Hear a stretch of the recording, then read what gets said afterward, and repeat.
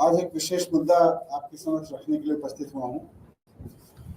आपने देखा कि कल किस तरह से पंजाब में जब हमारे किसी एक एमएलए ने जनता के साथ गड़बड़ की, भ्रष्टाचार किया, तो भगवंत मान जी की सरकार ने केजरीवाल जी के मार्गदर्शन में उसमें अपने ही एमएलए के खिलाफ एक्शन लेने में कोई कोताही नहीं की।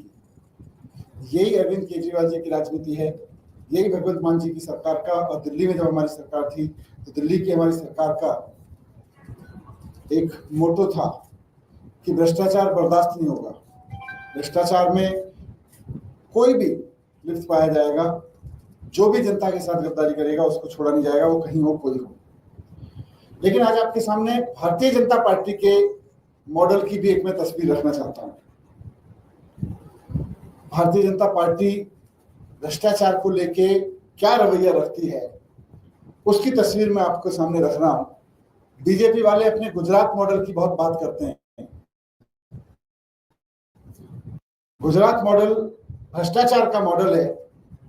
उसका खुलासा हो रहा है कि गुजरात के दाहोद में मनरेगा में भ्रष्टाचार का मामला सामने आया, मीडिया में भी आया, उसमें चला थोड़ा बहुत, कि गुजरात के पंचायती राज मंत्री के बेटों ने अपने ही पिताजी के डिपार्टमेंट के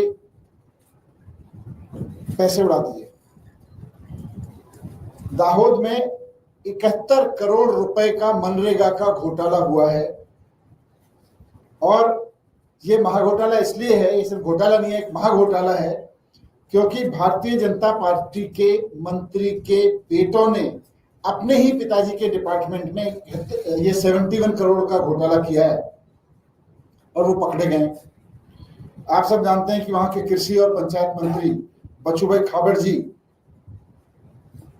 के विभाग में ये घोटाला हुआ है 71 करोड़ का, और उनके बेटे बलदेव और किरण और उनका भतीजा वहां पे 71 करोड़ की चोरी करने के आरोप में पकड़े गए हैं। क्या चोरी की है उन्होंने?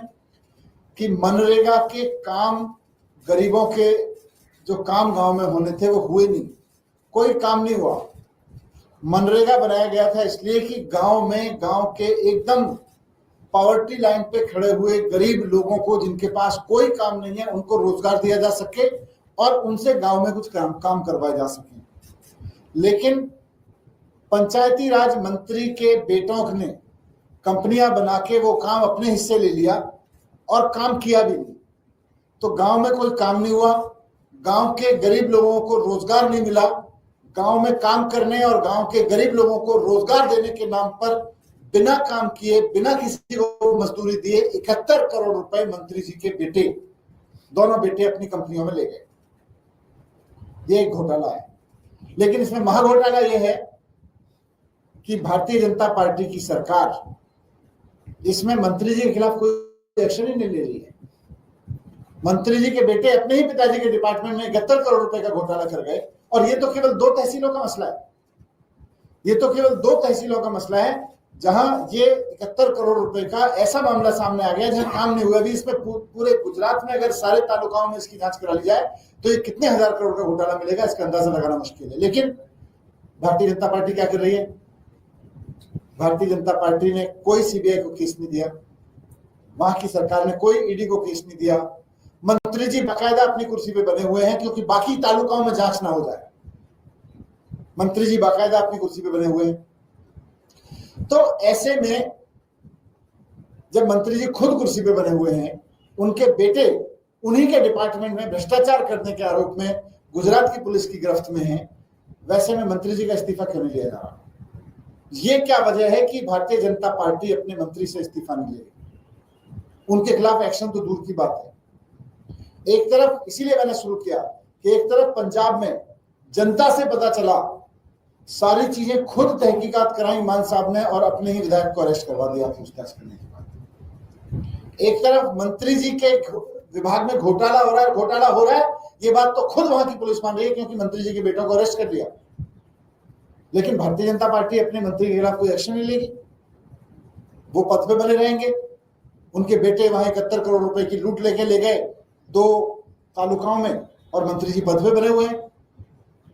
तो एक तो सवाल ये भारतीय जनता पार्टी से कि जब बेटों की कंपनियों ने 71 करोड़ रुपए चोरी कर लिए और पुलिस खुद मानती है कि ये करप्शन हुआ, तो मंत्री जी कुर्सी पे क्यों बने हुए हैं?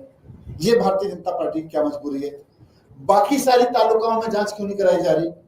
ये मामला सीबीआई और ईडी को अब तक क्यों नहीं सौंपा गया? और सबसे बड़ी चीज, गुजरात के बारे में कहा जाता है कि वहां की सरकार अमित शाह जी और मोदी जी बिना पूछे कुछ नहीं करती। तो क्या ये जो भ्रष्टाचार हुआ कि मंत्री जी के बेटों की कंपनियों को 71 करोड़ रुपए के ठेके 2 तालुकाओं में दे दिए गए और गरीब लोगों की वेजेस और गरीब लोगों का, गांव के लोगों का काम मारा गया, ये मोदी जी और अमित शाह से पूछ के हुआ था?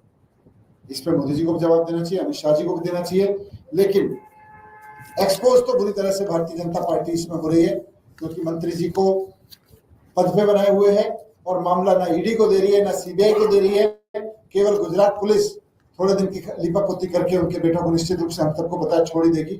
तो मैं आपके सामने यही एक्सपोज करने के लिए आज आया था कि किस तरह से आप एक तरफ पंजाब का मॉडल देख रहे हैं जहां अपनी ही पार्टी के एमएलए तक को नहीं छोड़ते हैं, और एक तरफ गुजरात का मॉडल देख रहे हैं जहां अपनी पार्टी के एमएलए के बेटों ने खूब खुला भ्रष्टाचार कर रखा है, उनको अरेस्ट